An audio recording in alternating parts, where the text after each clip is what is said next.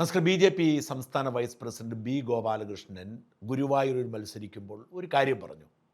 ലോകപ്രസിദ്ധമായ ഗുരുവായൂർ ക്ഷേത്രം സ്ഥിതി ചെയ്യുന്ന മണ്ഡലത്തിൽ എന്തുകൊണ്ടാണ് ഇന്നേ വരെ ഒരു ഹിന്ദു MLA ആവാത്തത് എന്ന്. ഇത് വലിയ വിവാദമായി. ഗോപാലകൃഷ്ണനെതിരെ കേസായി. തൃശ്ശൂരിലെ പ്രമുഖ അഭിഭാഷകൻ കൂടിയായ ഗോപാലകൃഷ്ണൻ അതിലൊന്നും വിരണ്ടില്ല.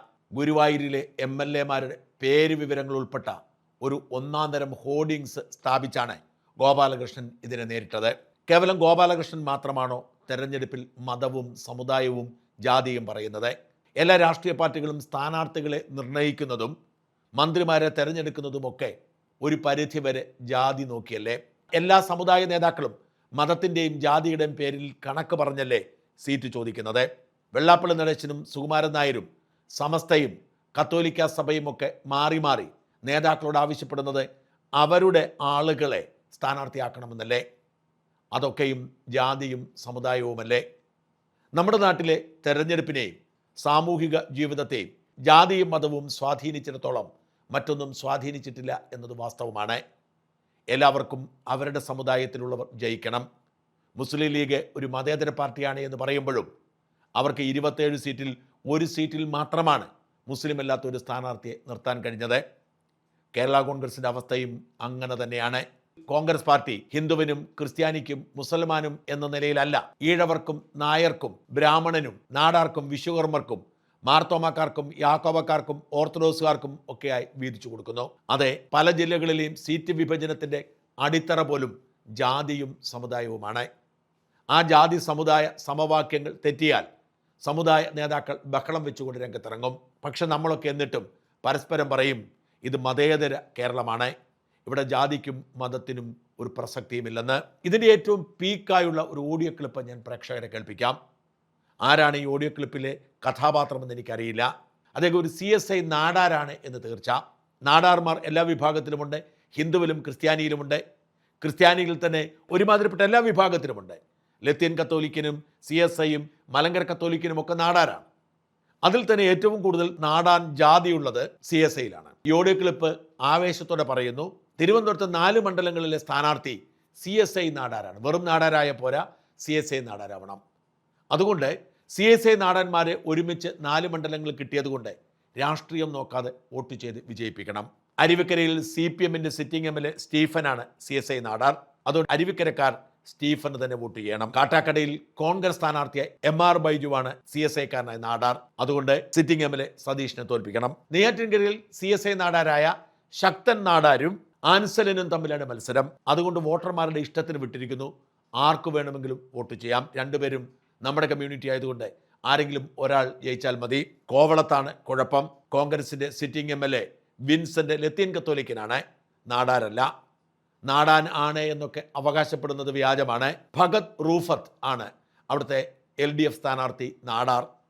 അതുകൊണ്ട് ഭഗത് റൂഫത്തിനെ ജയിപ്പിച്ച മതിയാവൂ.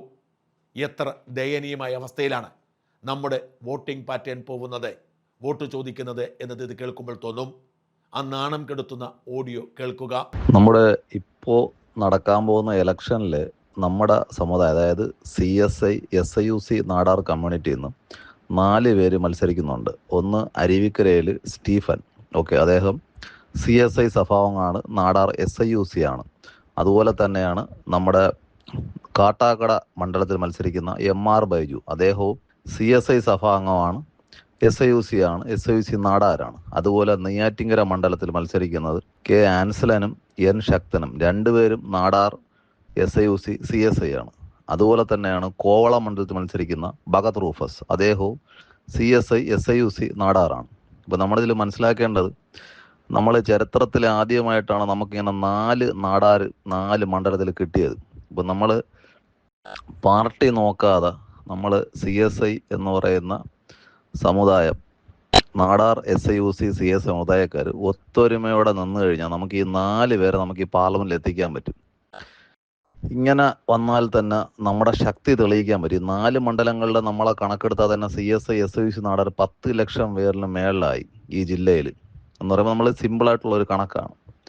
അപ്പോൾ അരുവിക്കര മണ്ഡലത്തിലായാലും ശരി തന്നെ, കാട്ടാക്കടയാണെങ്കിലും നെയ്യാറ്റിൻകരയാണെങ്കിലും കോവളത്തിലാണെങ്കിലും നമ്മൾ ഇതിൽ ഒരു കാരണവശാലും പാർട്ടി നോക്കാതെ നമ്മുടെ ആൾക്കാർ എവിടെ നിൽപ്പുണ്ടോ അവരെ നമ്മൾ വിജയിപ്പിച്ചു കഴിഞ്ഞാൽ നമുക്ക് അടുത്ത തെരഞ്ഞെടുപ്പ് വരുമ്പോൾ നമുക്ക് പാറശാല മണ്ഡലം നമുക്ക് ക്ലെയിം ചെയ്യാൻ പറ്റും, വാമനാപുരം നമുക്ക് ക്ലെയിം ചെയ്യാൻ പറ്റും.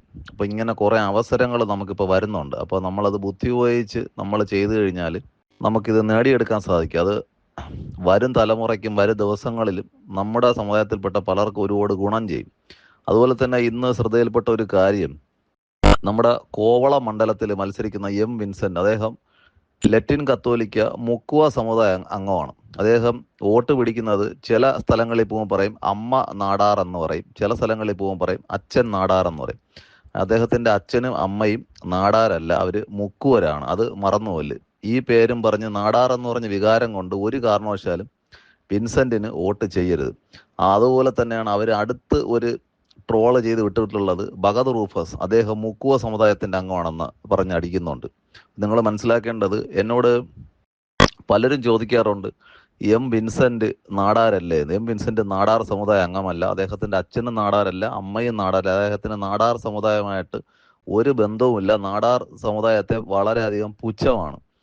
കോവളം MLA ആയിട്ട് മത്സരിക്കുന്ന ഭഗത് റൂഫസ് നാടാരാണ്. അദ്ദേഹത്തിന്റെ അച്ഛനും അമ്മയും നാടാരാണ്. അമ്മയെന്ന് പറയുന്നത് നമ്മുടെ നെല്ലിമൂട് VNS ജിംനാഷ്യം ഇട്ടിട്ടുള്ള ഷിബു സാറിന്റെ ചേച്ചിയാണ് പുള്ളിയുടെ അമ്മ. പുള്ളിയുടെ ഈ ഭഗത് റൂഫസിന്റെ അപ്പനാണ് റൂഫസ് ഡാനിയേൽ. ഓക്കെ, അപ്പോൾ അതുകൊണ്ട് ഈ 4 മണ്ഡലങ്ങളിലും നിങ്ങൾ ആരും തെറ്റിദ്ധരിക്കാത്ത രീതിയിൽ ഒത്തൊരുമയോടെ നിന്ന് നമ്മൾ ഒരുമിച്ച് വോട്ട് ചെയ്ത് കഴിഞ്ഞാൽ എങ്ങനെയും നമുക്ക് ഇത്തവണ നിയമസഭയിൽ ഈ 4 പേരെ എത്തിച്ചു കഴിഞ്ഞാൽ വരും അങ്ങോട്ട് പോകുന്ന പോലെ നമുക്ക് PSC മെമ്പറിന്റെ എണ്ണം നമുക്ക് കൂട്ടാൻ പറ്റും. പാർലമെന്റിൽ നമുക്ക് മത്സരിക്കാൻ വേണ്ടിയുള്ള അവസരം വരും. അപ്പൊ ഇതൊരു, അതായത് ഇപ്പോൾ നമുക്ക് ബിഷപ്പില്ലായിരുന്നു, നമുക്കിപ്പോൾ ഒരു ബിഷപ്പിനെയും കിട്ടിയിട്ടുണ്ട്. പണ്ട് യേശുദാസൻ തിരുമേനി ഇരുന്ന കാലത്ത് മാത്രമാണ് നമ്മൾ പറയുന്ന ആളിനെ നമുക്കിവിടെ കിട്ടുമായിരുന്നു സ്ഥാനാർത്ഥിയായിട്ട്.